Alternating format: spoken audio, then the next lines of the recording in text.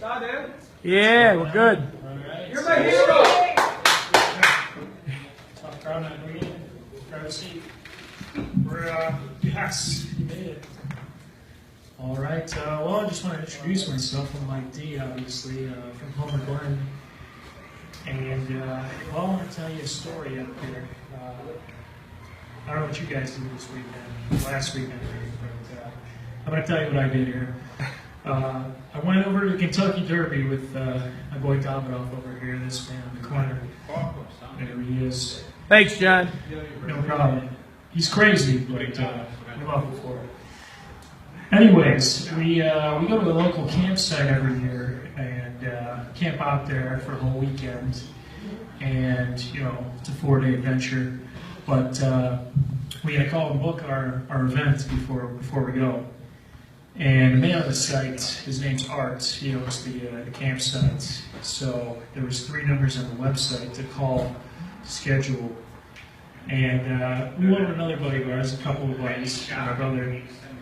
So we all decided to call at once to see if we can book these lots up here. And we used our best fake accents here. So we called up there and we said, we're using Davidoff's name. We're like, well, yeah, hi, this is Davidoff. We're looking for local sites here. You got any lots available? We're looking for 2 sites and some way to party here.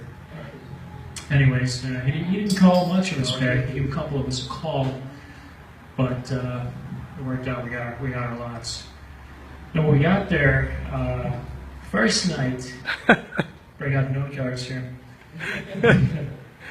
First time we get there, we're drinking pretty hard, having a good time as usual. We should be with a weekend like that. So some random guy runs over to us. He's pretty hammered himself. He probably doesn't remember any of it, but he ran up and he goes, "Hey, my name is Strabowski. S-O-O-T-B-L-O-S-K-I, like Arnold Schwarzenegger." I was like, okay, all right, settle down, bud. He's like, yeah, it's S-T-O-O-B-R-L-S-K-I-S-K-I. Like, what the fuck do I care? It's like, oh, it's like Arnold Schwarzenegger, isn't it? It's like, not even close, bud. Keep going. Anyways, that guy, I don't remember what the fuck happened to him. I saw him a day later by the ATM machine. He's like, yeah, Mr. Mosky! Yeah, settle down, bud. Yeah, he definitely was on something. I wish I would have had what he had, but Yeah. Anyways, after that happened, we there's some shuttle drivers all over the place, and they like to come in and drive people around. And we were feeling like going to a strip club because, you know, it's Louisville. Why not? They're everywhere down here. I don't know if anybody's ever been there, but you gotta go check it out. Anyways, we get there.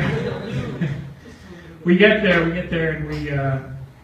this lady comes to pick us up in her shuttle. Now she looked like a black version of a clown. Let me tell you, she was missing her few front teeth. Crackhead. Crackhead, yes, that way. It was probably from crack. She was missing those teeth. And she had her hair in pigtails, curly pigtails. She goes, "Y'all need a ride? Where you going?" Now, I was pretty hammered at that point. My friends were trying to stop me, but like an idiot, I jumped in the van.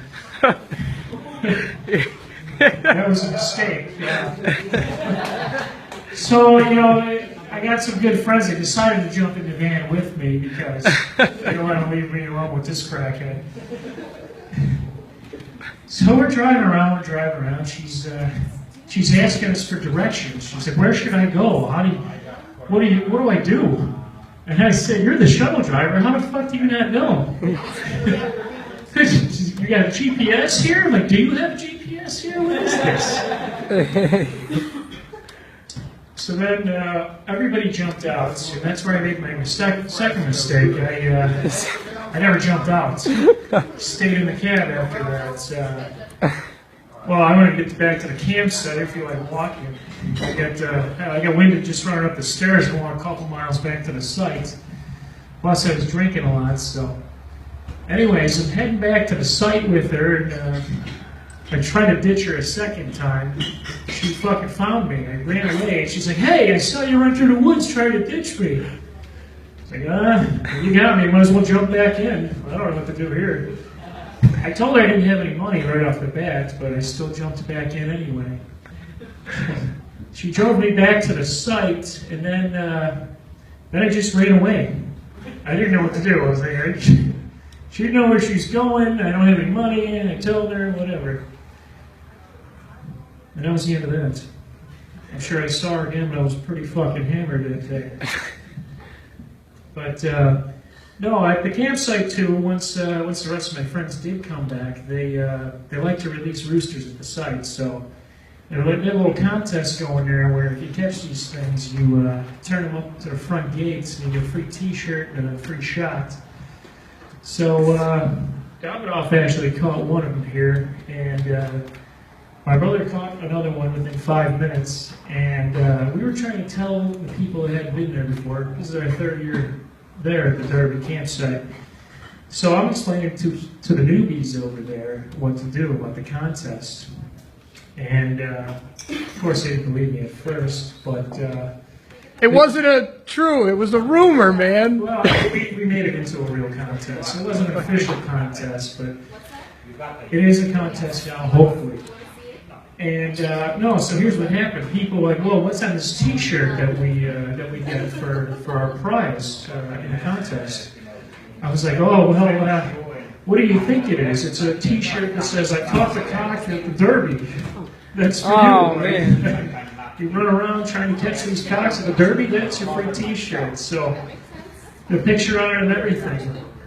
And after that, there was this girl walking around talking to everybody's tent, and I told her, I was like, okay, well, she's an expert. Just follow the roosters or follow her. Either way, you get a free T-shirt out of it. But anyways, there was another show back there too. This fucking guy, 38 there. He's a local creep. He stole somebody's money last year. Somebody dropped some cash and he stole it right in front of him and put it in his pocket. And then this fucker, dude, he's directing traffic. He doesn't even work here, mind you. Dude. He's just directing traffic, stopping people. Nobody knows what the fuck he's doing. He was just a drag off the whole time. But we tried to avoid him. And then it came to Derby Day, Saturday. It's a big day down there. It's the whole point we came. All of a sudden we see me and a couple locals hanging out. We saw a guy with a beard and full-on suspenders. This guy looks like a legit prospector. I don't know if you guys ever seen a prospector of Toy Story 3. This is the real version of this guy. He came around here. He's walking around, and I said, you know what if he's just looking for land here? He's going around like, I'm looking for land. Where's the goddamn land around here in the camp? Like, that's this guy. He's like, how did you know we got some land around these parts? Probably walking around with an ice pack trying to break some ground. He's like, come on now, who's got some available land? We're looking for some camping. That's what he was all about. But, then we got all dressed up to go to the event, you know, the Kentucky Derby. Everybody's getting dressed up, go to this thing. That's what it's for. And my buddy Andy was wearing his hat and his nice T-shirt. Everybody thought he was a drug dealer, so naturally we asked him to get any drugs on him, but of course he didn't bring any. First thing you pack, right? But then I had a polo shirt and a flat top hat on too, and everybody said I looked like a jockey, so I was rolling with that. I was telling them I was. If anybody goes down, yeah, I'm a jockey. Why not? There's 20 horses that race in the Kentucky Derby race, and I said there's 2 backup horses, so why not? I'll say I'm a backup jockey. And then he goes down. I'll look for that jockey entrance. Like, I'm filling in for Mojo, who's out of the race here. Why not? People, you know what? People were telling me that I was too tall, too fat to be a jockey. They said They said jockeys are 100 pounds, they're in shape, and I'm at a hard 220, I'm way out of shape. And I said, you know what? Screw you, bud. I'm not giving up on my dream. If I want to be a jockey, I'm going to be a jockey. I didn't get here where I am today listening to you tell me I can't be a jockey. So I'm looking for that entrance, and I'm going in there. But I never saw the jockey entrance. Would have been awesome, though. If I was able to do that in that race, that horse would have had some problems. They would have had to put him down. Oh. But anyways, no. When I did get in there, though, we managed. We had infield track tickets, which are the cheapest tickets in the middle, and we got in, and my buddy Andy, he was hustling some security guys, trying to get us closer seats, looking for wristbands.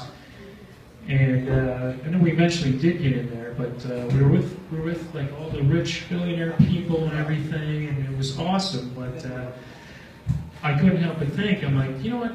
Did these people really fucking make any money, or are they just mooching off their family wealth? You know, who knows? I mean, that's what I was asking them. I said, I told them, you know what? I'm a future jockey. I earned it to be here. This is where I'm at. I moved up from the infields to the outfields, and now future jockey.